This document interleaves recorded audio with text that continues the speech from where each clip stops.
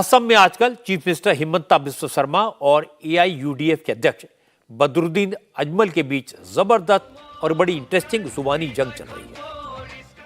हिमंता बिस्वा शर्मा ने कहा, अगर अजमल को दूसरा निकाह करना है तो जल्दी कर लें, क्योंकि चुनाव के बाद असम में यूनिफॉर्म सिविल कोड लागू हो जाएगा और एक बार यूसीसी लागू हो गया तो एक बीवी के रहते दूसरा निकाह गैर कानूनी हो सकता है।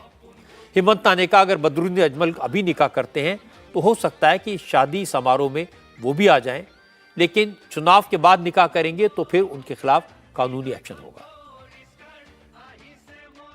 बदरुद्दीन अजमल को अभी शादी कर लेनी चाहिए। चुनाव के बाद असम में यूनिफॉर्म सिविल कोड लागू कर देंगे। उसके बाद दोबारा शादी करने पर अजमल अरेस्ट हो सकते हैं। इसलिए अगर चुनाव से पहले अजमल शादी कर लेते हैं तो ठीक है, तब मैं भी उनकी शादी में जाऊंगा। अभी ये गैर कानूनी नहीं है। जहां तक मैं जानता हूं, उनकी अभी एक शादी है। अभी के कानून के हिसाब से वो 2-3 शादी और कर सकते हैं। चुनाव के बाद हम बहुविवाह पर रोक लगा देंगे। सारा काम पूरा हो चुका है। इसलिए अगर बदरुद्दीन अजमल शादी करना चाहते हैं तो जल्द कर लें, हमें भी बुलाएं, क्योंकि ये अभी कानूनी है, लेकिन चुनाव के बाद गैर कानूनी हो जाएगा।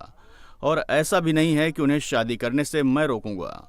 मैं नहीं रोकूंगा, कानून रोकेगा। कानून अपना काम करेगा। बदरुद्दीन अजमल ने भी हिमंता को जवाब देने में देर नहीं की। अजमल ने कहा, उनकी 7 औलादें हैं, एक बेटे की उम्र तो 40 साल है, इसलिए उन्हें निकाह करने की कोई जरूरत नहीं है, लेकिन फिर भी अगर करना होगा तो भी मुख्यमंत्री से पूछने नहीं जाएंगे।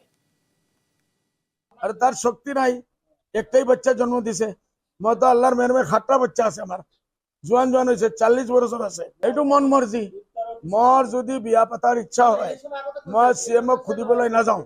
ओके, कौन शादी करना चाहता है, कौन नहीं करना चाहता, ये हर व्यक्ति का पर्सनल मामला है।